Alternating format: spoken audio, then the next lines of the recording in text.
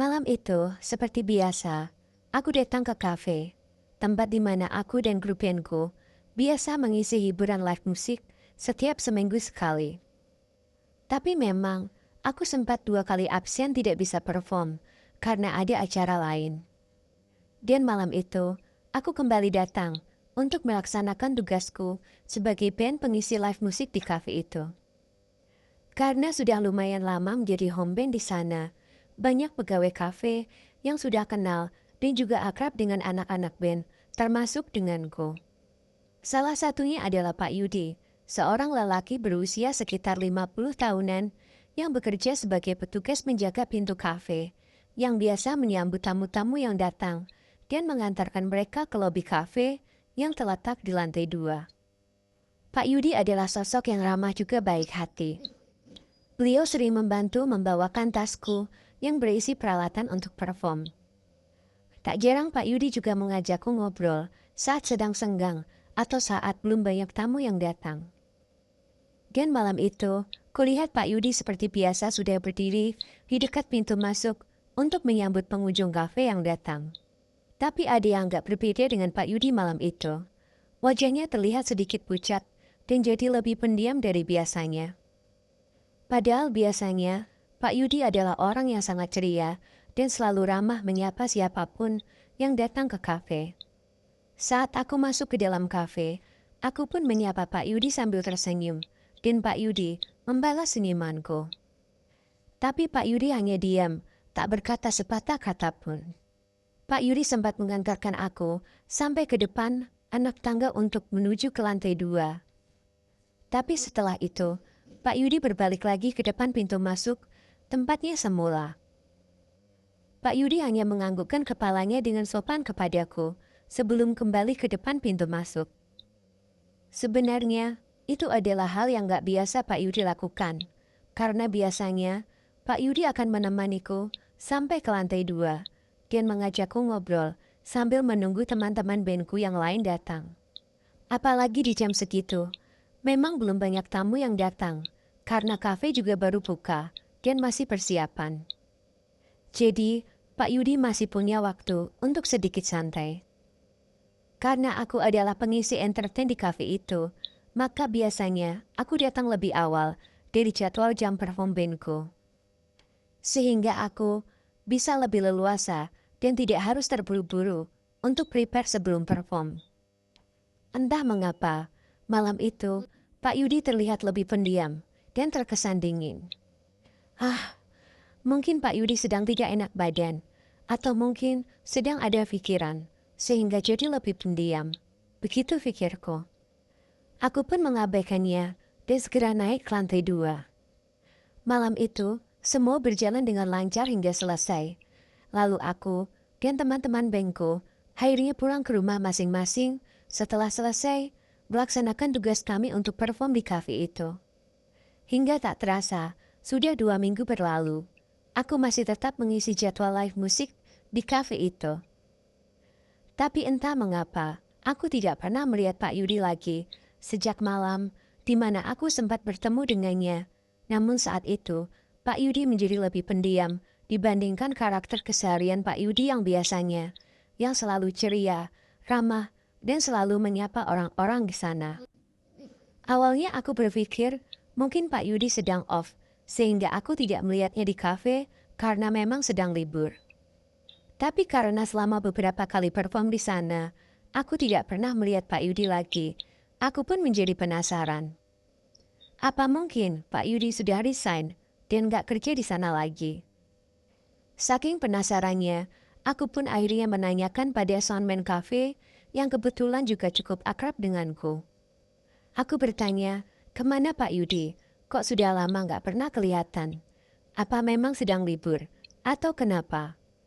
Aku juga sempat menceritakan tentang pertemuanku yang terakhir dengan Pak Yudi sekitar 2 minggu yang lalu, di mana saat itu Pak Yudi terlihat berbeda dari biasanya, jadi lebih pendiam dan wajahnya tampak lebih pucat. Apa mungkin Pak Yudi lagi sakit ya malam itu? Tanyaku pada soundman. Saat mendengar ceritaku tentang pertemuanku dengan Pak Yudi sekitar 2 minggu yang lalu, Sonmin itu malah menatapku dengan raut wajah yang terlihat cukup aneh menurutku. Mbak ketemu Pak Yudi 2 minggu yang lalu, tanya Sonmin itu, mengulangi perkataanku. Iya mas, sekitar 2 minggu yang lalu. Sebelumnya, aku kan memang sempat absen selama 2 kali, gak bisa perform. Nah, malam itu, pas aku datang, aku ketemu Pak Yudi di depan pintu masuk. Tapi, wajahnya kok kayak pucat gitu, kayak lagi sakit, dan jadi lebih pendiam, gak kayak biasanya, jelasku. Masa sih, Mbak ketemu Pak Yudi sekitar 2 minggu yang lalu di sini? Ah, Mbak salah ingat kali. Gak mungkin Mbak ketemu Pak Yudi 2 minggu yang lalu. Mungkin Mbak ketemunya sama Pak Yudi itu sebelum Mbak absen. Jadi mungkin sekitar sebulanan lebih yang lalu, kata Sonmen itu lagi. Dia menatapku dengan raut wajah yang semakin aneh, sehingga aku jadi tambah bingung. Loh, yang ketemu kan aku, kok malah jadi kamu yang ngeyel? Aku belum pikun kali mas, gak mungkin aku lupa. Beneran kok, aku terakhir ketemu sama Pak Yudi itu sekitar 2 minggu yang lalu. Pas jadwal bandku juga perform di sini. Aku semakin penasaran dan juga merasa ada yang aneh dengan sikap Sonman itu. Emang kenapa sih mas, kok malah ngeliatin aku kayak yang aneh begitu? Apa memang Pak Yudi lagi sakit? Atau dia udah resign, udah nggak kerja lagi di sini? Tanyaku kemudian. Sonman itu tampak menghela nafas dalam, dan kemudian raut wajahnya berubah menjadi sedih.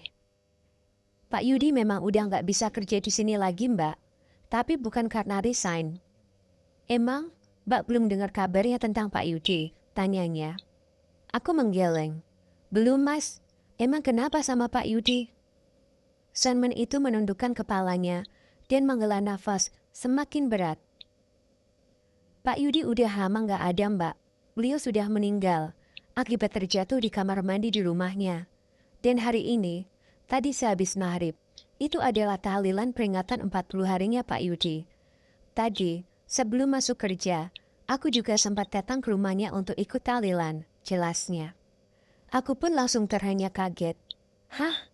Pak Yudi udah nggak ada? Yang bener mas, jangan bercanda loh kamu. Ya nggak mungkin lah mbak aku bercanda. Beneran, hari ini tadi peringatan 40 harinya Pak Yudi. Sok, tanya sama anak-anak server atau bartender. Mereka juga ikut datang kok tadi ke rumahnya Pak Yudi. Makanya, kalau tadi mbak bilang sempat ketemu Pak Yudi sekitar 2 minggu yang lalu, kayaknya nggak mungkin deh mbak. Pak Yudi aja udah meninggal 40 hari yang lalu. Berarti, kalau 2 minggu yang lalu, itu kan Pak Yudi juga sudah nggak ada. Aku terdiam, mendadak aku merasa tubuhku jadi terasa dingin. Astaga, ternyata Pak Yudi sudah meninggal 40 hari yang lalu. Berarti, itu pas aku absen nggak bisa datang ke kafe untuk perform. Ya, karena bandku memang hanya mengisi live musik di kafe itu seminggu sekali.